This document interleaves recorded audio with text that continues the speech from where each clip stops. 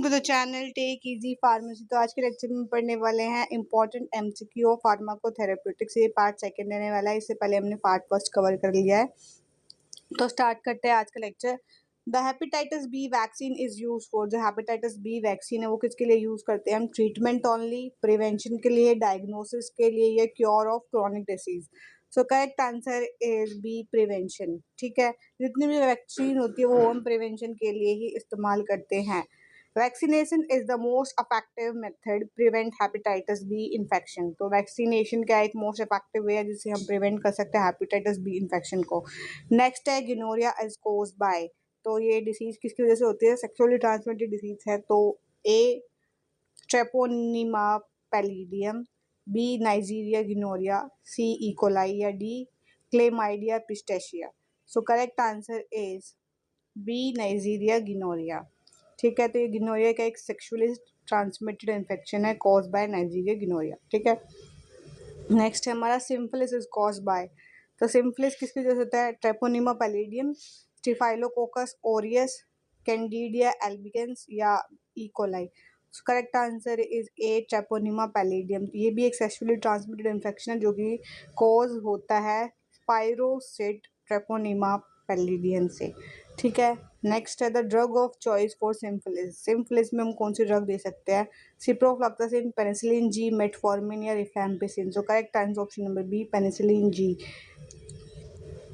बेंजाथीन penicillin G remain the treatment of choice for syphilis. तो क्या ये एक मेडिसिन है जो कि सिम्फिलिस में दी जाती है। नेक्स्ट है malaria is transmitted by. Malaria को ट्रांसमिट कौन करता है इनमें से? House fly, female Anopheles mosquito, tick, या flea. So correct answer option number B, female Anopheles mosquito. So malaria का एक पैरासाइट है जो कि ट्रांसमिट होता है through the bite of infected female Anopheles mosquito. जो मलेरिया है वो कैसे स्प्रेड होगा? जब हमें कोई फीमेल एनोफिलीज मॉस्किटो बाइट कर लेगी जो खुद पहले से इन्फेक्टेड है, तब हमें जाके मलेरिया होगा। So malaria is caused by A Plasmodium species, B Mycobacterium species, C Streptococcus species, या D Rickettsia species. So correct answer option number A, Plasmodium species. तो malaria is caused by protozoas. ठीक है, of the genus क्या है उसका? Plasmodium, such as Plasmodium falciparum और Plasmodium vivax. ठीक, और एक और होता है प्लाज्मोडियम ओवेल। तो ये इनके पॉजिटिव एजेंट होते हैं। ठीक है, अब क्या है? The plasmodium species cause the most severe malaria. अब इनमें से कौन सी ऐसी प्लाज्मोडियम की स्पीसीज जो मोस्ट सीवियर मलेरिया कोज करती है? A plasmodium malariae, B ovale, या पी फैल्सीफेरम, या P vivax. So correct answer is P falciparum, जो सबसे सीवियर मलेरिया कोज करती है। क्या P falciparum can cause severe complication including cerebral malaria and death. ये इवन डेथ भी cause कर सकता है, इतना सीवियर होता है। नेक्स्ट है HIV mainly attack. HIV mainly किस पे अटैक करता है? RBC पे, CD4 T लिम्फोसाइट्स पे, या सी प्लेटलेट, या D neutrophil. So correct answer is B, CD4 T lymphocytes. तो HIV क्या करता है? डिस्ट्रॉय कर देता है हमारी CD4 सेल्स, जिसकी वजह से हमारा इम्यून सिस्टम क्या हो जाता है? वीक हो जाता है, जिसकी वजह से हमारी जो इन्फेक्शन से हम क्या होता है? प्रोन हो जाते हैं। तो हमें बहुत फ्रीक्वेंटली इन्फेक्शन होता है, जिसकी वजह से हमारी जो इम्यून सेल्स होते हैं वो भी रिड्यूस हो जाते हैं।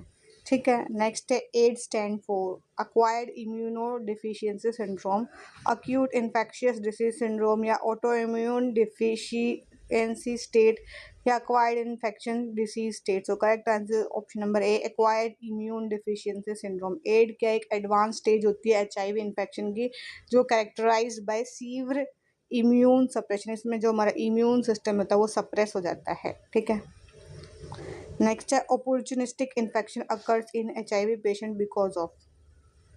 ए इंक्रीज इम्यूनिटी हो जाती है, डिक्रीज इम्यूनिटी होती है, या इंक्रीज RBC काउंट होता है, इंक्रीज प्लेटलेट काउंट होता है।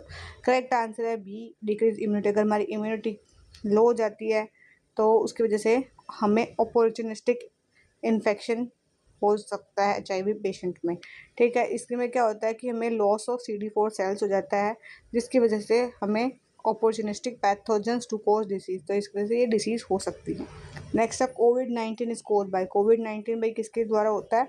इन्फ्लुएंजा वायरस के साथ, या SARS-CoV-2, या HIV, या hepatitis B. So correct answer option number B. SARS-CoV-2। तो कोविड-19 क्या है? Caused by severe acute respiratory syndrome corona virus 2, ये पूरी फुल फॉर्म है इसकी, ठीक है। नेक्स्ट है द कॉमन सिम्टम ऑफ कोविड-19। कॉमन सिम्टम क्या है? फीवर, हेयर लॉस, ब्लाइंडनेस या पैरालिसिस। तो correct answer is A, fever. इसके और भी कुछ सिम्टम है, fever, cough, sore throat and breathing difficulty are common symptoms, ठीक है। नेक्स्ट है rheumatoid arthritis is a, rheumatoid arthritis क्या है? एक वायरल डिसीज है, ऑटो इम्यून डिसीज है या जेनेटिक डिसीज है या फिर न्यूट्रिशनल डेफिशिएंसी है। तो करेक्ट आंसर है हमारा ऑटो इम्यून डिसीज। अब ये इसमें क्या होता है कि भाई जो इम्यून सिस्टम में हमारे जो जॉइंट्स होते हैं उसमें इन्फ्लेमेशन होती है और अटैक करते हैं हमारी बॉडी में, हमारे खुद के जो सेल्स होते हैं वो अटैक करते हैं, जिसकी वजह से क्या होता है? इन्फ्लेमेशन और डिस्ट्रक्शन होता है, ठीक है। A characteristic feature of rheumatoid arthritis. तो रिमोटॉइड का एक कैरेक्टरिस्टिक फीचर बताना है, मॉर्निंग स्टिफनेस, नाइट ब्लाइंडनेस या हिमेटोरिया या जॉन्डिस। तो correct answer is A, morning stiffness, ठीक है। जॉइंट क्या होंगे? स्टिफनेस आ जाएंगे इसमें, लास्टिंग मोर देन 30 मिनट, जो कि 30 मिनट्स तक रह सकती है, हमारी मॉर्निंग में टिपिकली देखने को मिलती है। नेक्स्ट हमारा मिथोट्रिक्सेट इज क्लासिफाइड एज, जो मिथोट्रिक्सेट ड्रग है वो किस में क्लासिफाई करते हैं हम? डीमार्ड, एंटीबायोटिक, एंटीवायरल या antifungal. So correct answer is DMARD. तो डीमार्ड क्या है?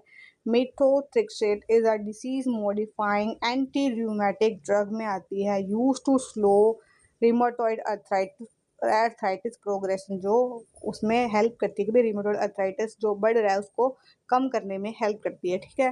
फिर है osteo arthritis primary effect. Osteo arthritis primary किसको इन्फेक्ट करता है? जॉइंट कार्टिलेज को, लिवर को, किडनी को या डी लंग्स को। सो करेक्ट आंसर ऑप्शन नंबर ए, जॉइंट कार्टिलेज को। ऑस्टियो अर्थराइटिस में क्या होता है कि भाई डीजनरेटिव डिसीज है जो कि इन्वॉल्व करती है भाई हमारे ब्रेकडाउन ऑफ आर्टिकुलर कार्टिलेज को, ठीक है। नेक्स्ट है a major risk factor for osteo arthritis is, इसमें से मेजर रिस्क फैक्टर क्या है ऑस्टियो अर्थराइटिस में? ओबेसिटी है, लो ब्लड शुगर है, अनीमिया है या फिर ट्यूबरकुलोसिस है। सो करेक्ट आंसर है हमारा ओबेसिटी, ठीक है। अगर हमारा एक्सेसिव बॉडी वेट होगा तो हमारे क्या है? इंक्रीज होगा स्ट्रेस हमारे जॉइंट्स पे, स्पेशली नीज पे, ठीक है, जिसकी वजह से क्या होगा? पेन होगा। नेक्स्ट है सोराइसिस इज कैरेक्टराइज बाय। तो सोराइसिस डिसीज है वो किस की वजह से हो सकती है? सिल्वरी स्केली प्लेक्स की वजह से, हेयर लॉस ओनली, आई पेन या हीमोपेटाइसिस। तो करेक्ट आंसर है सिल्वर स्केली प्लेक्स। तो इसमें क्या होता है? सोराइसिस को थिक रेड स्केली लेजन्स, ठीक है, इसमें क्या होता है? थिक और रेड स्केली लेजन्स मतलब घाव हो जाते हैं, किस पे होते हैं? एल्बो और नीज पे, ठीक है। अब क्या सोरोसिस इज मेनली ये क्या एक ऑटो इम्यून स्किन डिसऑर्डर है या बैक्टीरियल इन्फेक्शन है या वायरल इन्फेक्शन है या फंगल इन्फेक्शन? तो करेक्ट आंसर है ये है ऑटो इम्यून स्किन डिसऑर्डर है। इसमें क्या होता है? हमारे इम्यून मीडिएटेड इन्फ्लेमेशन हमें होती है, जिसमें से क्या होता है? रैपिड स्किन टर्नओवर होता है, ठीक है।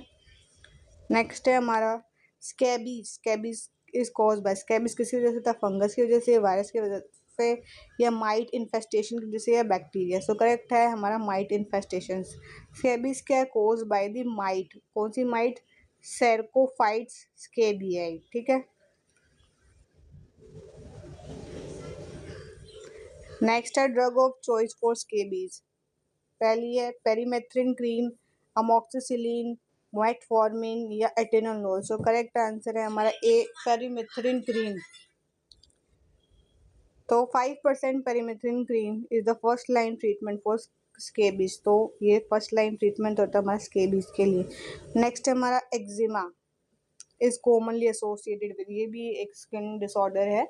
तो इसमें ये हमें बताना क्या है? स्किन इन्फ्लेमेशन एंड इचिंग है या फिर ब्लाइंडनेस है या पैरालिसिस है या किडनी फेलियर है। तो करेक्ट आंसर है ए, स्किन इन्फ्लेमेशन एंड इचिंग होती है। एक्जिमा में क्या है? कॉजेज ड्राई स्किन हो जाती है, इची होती है और इन्फ्लेम्ड स्किन हो जाती है, ठीक है। नेक्स्ट हमारा depression is characterize by. Depression को हम कैसे करेक्टराइज कर सकते हैं? हमारा परसिस्टेंट जो मूड होगा वो लो होगा या इंक्रीज भूख ज़्यादा लगेगी, हाई फीवर या हाइपरटेंशन। तो करेक्ट आंसर है परसिस्टेंट लो मूड, भाई हम हमारा मूड हमेशा ही ऑफ रहेगा। डिप्रेशन में क्या होता है? सैडनेस होगी, लॉस ऑफ इंटरेस्ट होगा, किसी से बात करने का मन नहीं होगा और हमारी एनर्जी होगी रिड्यूस हो जाएगी, ठीक है। नेक्स्ट है हमारा which class of drug is commonly use in depression. Depression में हम कौन सी क्लास ऑफ ड्रग को यूज़ करते हैं? SSRIs, एंटासिड, एंटीहिस्टामिन या डायूरेटिक। तो करेक्ट आंसर है SSRI, selective serotonin reuptake inhibitor are the first line anti depressant. ठीक है, नेक्स्ट है हमारा anxiety disorder commonly present with, जो एंजाइटी डिसऑर्डर होता है कॉमनली प्रेजेंट विद, किससे प्रेजेंट होता है? एक्सेसिव वरी, अगर हम ज़्यादा चिंता करें उसकी वजह से एंजाइटी हो रही है, हमें जॉन्डिस की वजह से हो रही है, हेमाटोरिया की वजह से हो रही है, या कैटरैक्ट की वजह से। करेक्ट आंसर है एक्सेसिव वरी, भाई हम ज़्यादा टेंशन ले रहे हैं उसकी वजह से हमें एंजाइटी कोज होगी। तो क्या एंजाइटी का एक डिसऑर्डर है जो इन्वॉल्व करता है परसिस्टेंट फियर, भाई हमें किसी चीज़ से डर लग रहा है, हम नर्वस हो गए या ज़्यादा ही हम चिंता करें तो इसकी वजह से हमें एंजाइटी हो सकती है। तो आज के लेक्चर में हम इतने MCQs कवर करेंगे, नेक्स्ट लेक्चर में हम बाकी के MCQs कवर करेंगे। आई होप आपको आज का लेक्चर समझ में आया होगा। वीडियो अच्छी लगी तो प्लीज़ लाइक शेयर सब्सक्राइब ज़रूर से करें एंड बेल आइकन को